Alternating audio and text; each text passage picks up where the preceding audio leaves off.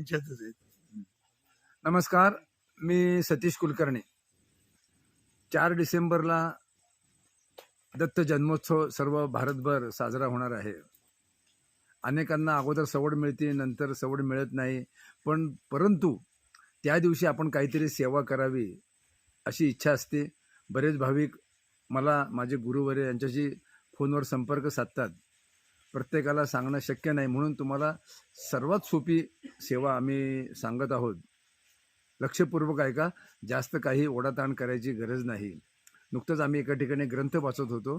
त्या ग्रंथामध्ये असा उल्लेख आहे, जो दत्त महाराजांचा जप आहे, दिगंबरा दिगंबरा श्रीपाद वल्लभ दिगंबरा, दिगंबरा दिगंबरा श्रीपाद वल्लभ दिगंबरा.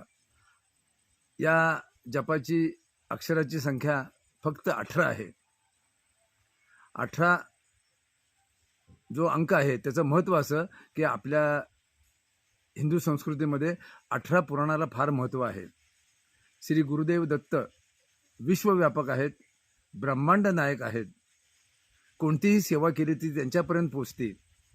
जर आपण हा जप त्या दिवशी वेळात वेळ काढून जास्तीत जास्त करण्याचा प्रयत्न केला किंवा करावा, कारण लोकांना बंधन घातलं आवडत नाही. लोकांना काहीतरी चांगलं सांगावं, लोक म्हणतात आम्ही अमुक केलंय तमुक केलंय.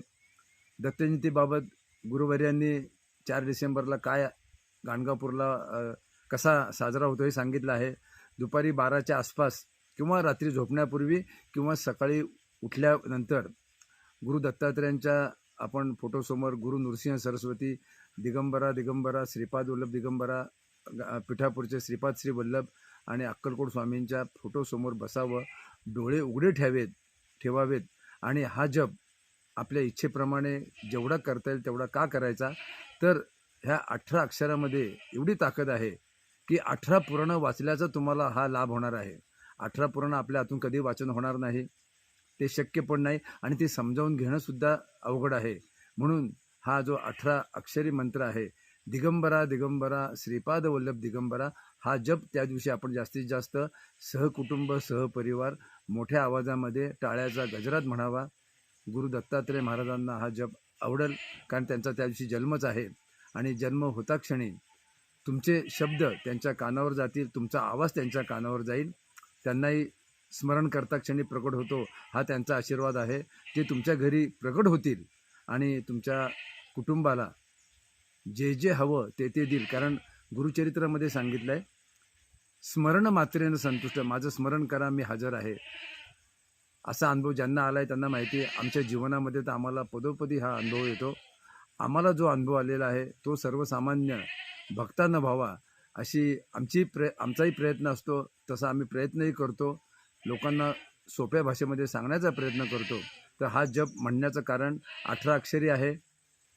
18 पुराणं वाचल्याचा तुम्हाला म्हणजे लाभ मिळेल आणि गुरु दत्तात्रेय महाराज होता क्षणी तुमच्या घरी प्रकट होतील आणि तुमच्या कुटुंबाला तुम्हाला जे जे हवं ते ते देण्याचा आशीर्वाद देईल. तो महाराजांनी द्यावा अशी मी प्रार्थना करतो. परंतु अधिक याच्या बाबतीत 1-2 वाक्यामध्ये माझे गुरुवर पुन्हा तुम्हाला सांगतील. दिगंबरा दिगंबरा श्रीपाद वल्लभ दिगंबरा. आत्ता सतीजीने सांगितल्याप्रमाणे दत्तगुरु हे आदिगुरु आहेत. म्हणजे पृथ्वी ज्या वेळेला तयार झाली त्या पृथ्वीच्या सुरुवातीपासून दत्तात्रेय ब्रह्मा विष्णू महेश आदिशक्ती नारायण होते वटपत्री शयन. त्या पद्धतीनं हे संपूर्ण विश्व ब्रह्मा विष्णू महेश यांनी व्यापलेलं आहे.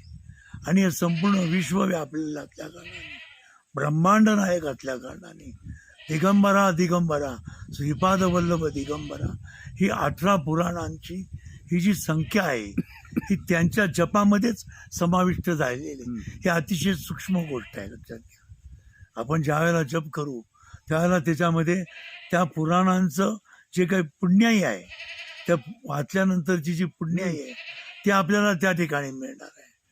आणि त्या वाचनातून ते आपण ज्या वेळेला जप करू त्याचं पुण्य आपल्या ठिकाणी मिळून दत्तगुरु महाराजांना ते आवडणार आहे. नरसिंह सरस्वती, श्रीपाद वल्लभ, स्वामी समर्थ यांना अतिशय प्रिय असा हा दत्तात्रेयांचा सिद्ध मंत्र आहे. आणि त्यामुळं सर्वांनी अवश्य त्याचा जप करावा आणि आपल्या ठिकाणी दत्तगुरू महाराजांची कृपा प्राप्त करून घ्यावी म्हणून परत एकदा सर्वांना विनंती. अवधूत चिंतन श्री गुरुदेव